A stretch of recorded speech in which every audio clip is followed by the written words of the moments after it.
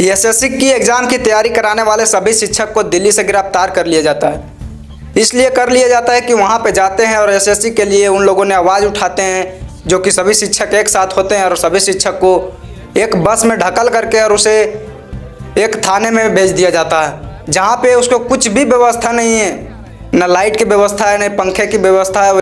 आज इस देश में इतनी शिक्षा व्यवस्था की इतनी खराब स्थिति हो गया कि आपने शिक्षा व्यवस्था पे आप आवाज़ नहीं उठा सकते हैं। जब आप आवाज़ उठाइएगा तो आपको जेल दे दिया जाएगा।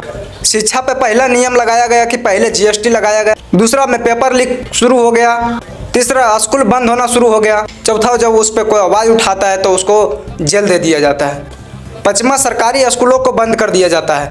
यानी कि शिक्षा व्यवस्था इस देश में है ही नहीं, उसका आप नाम नहीं ले सकते। जब आप उसका नाम लेंगे तो आपको जेल कराया जाएगा। एक गुंडा राज के सरकारों के द्वारा इस हो रहा है।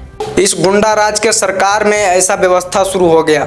इस देश की गुंडा राज को पुलिस की औकात नहीं है कि उस गुंडे को नहीं पकड़ सकता, पर एक शिक्षा की आवाज़ उठाने वाले को तुरंत गिरफ्तार करता है। अब आप लोगों ने इस देश में शिक्षा पे आवाज़ नहीं उठा सकते हैं। अगर आवाज़ उठाते हैं तो आपको जेल कराया जाएगा, आपको उस पुलिस के द्वारा लाठी चार्ज कराया जाएगा। अगर आप शिक्षा व्यवस्था के लिए अगर आवाज़ उठाते हैं तो आप लाठी खाने के लिए रेडी रहिए। इस गुंडा राज के राज में ऐसा ही पुलिस के द्वारा किया जा रहा है। तो क्या आपको इस गुंडा राज चाहिए या नहीं चाहिए? अगर नहीं चाहिए तो इसको यहाँ से विदाई करा दीजिए। ऐसे गुंडा राज हम लोग को नहीं चाहिए। जो शिक्षा व्यवस्था को सबसे पहले प्रथम नंबर पे आनी चाहिए, जिसको आज इतने हद तक गिरा दिया कि उसका नाम निशान तक अब रहने नहीं देगा। पहला जीएसटी, दूसरा पेपर लीक करना शुरू कर दिया, तीसरा सरकारी स्कूल को बंद कर दिया, चौथा जब उसके आवाज़ के लिए जब कोई लड़ता है तो उस पर लाठी चार्ज करना शुरू कर दिया। ये हमारे देश की शिक्षा व्यवस्था का नियम बन गया।